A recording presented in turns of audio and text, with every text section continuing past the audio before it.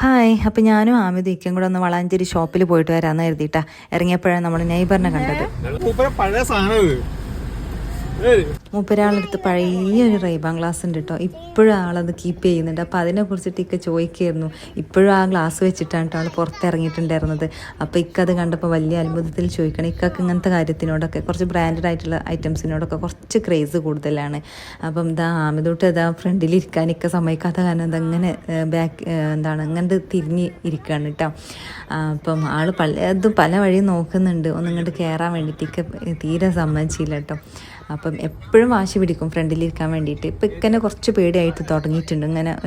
ഇങ്ങനെ ചീത്ത പറയുമ്പോൾ ആദ്യം ഇക്കൊന്നും പറയലുണ്ടായിരുന്നില്ല. ഇപ്പം കുറച്ചായിട്ട് ഇങ്ങനെ ദേഷ്യം പിടിക്കും ഇക്ക.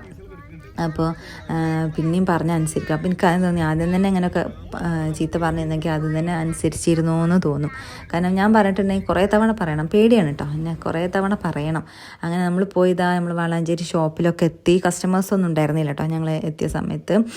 അപ്പോൾ മാർക്കറ്റ് മൊത്തത്തിൽ ഇങ്ങനെ ഡൗൺ ആയി കിടക്കണമല്ലോ. അപ്പോഴത്തേനും ആമിതും ഇതാ ക്യാഷിലൊക്കെ പോയിട്ട് നമ്മൾ കൗണ്ടറിലൊക്കെ പോയിട്ട് എന്തൊക്കെയോ പണി ഒപ്പിക്കുന്നുണ്ട് കേട്ടോ. കുറേ കാര്യങ്ങളൊക്കെ അവിടെയുള്ള ചെക്കന്മാർക്കും സ്റ്റാഫിനും എല്ലാവർക്കും പറഞ്ഞു കൊടുത്തു. കുറേ സജഷൻസും കാര്യങ്ങളൊക്കെ.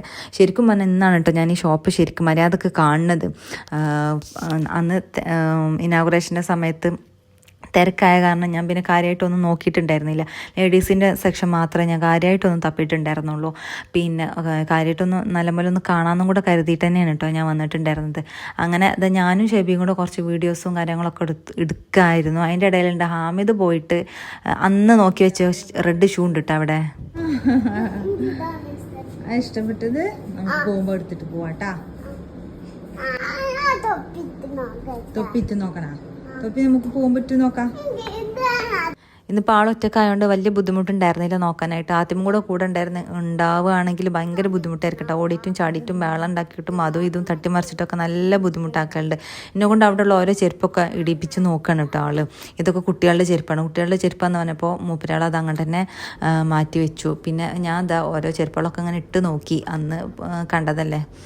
അപ്പം ഞാൻ ജസ്റ്റ് കാലൊക്കെ അങ്ങനെ ഇട്ട് നോക്കിക്കൊണ്ടിരിക്കുകയാണ്. അതിൻ്റെ ഇടയിൽ മൂപ്പരാൾ വേറൊരു ചെരുപ്പും കൂടി ആയിട്ട് വന്നിട്ടുണ്ട് കേട്ടോ.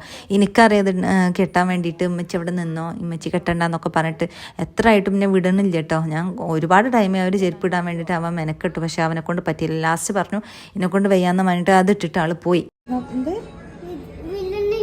വീഴണില്ലേ?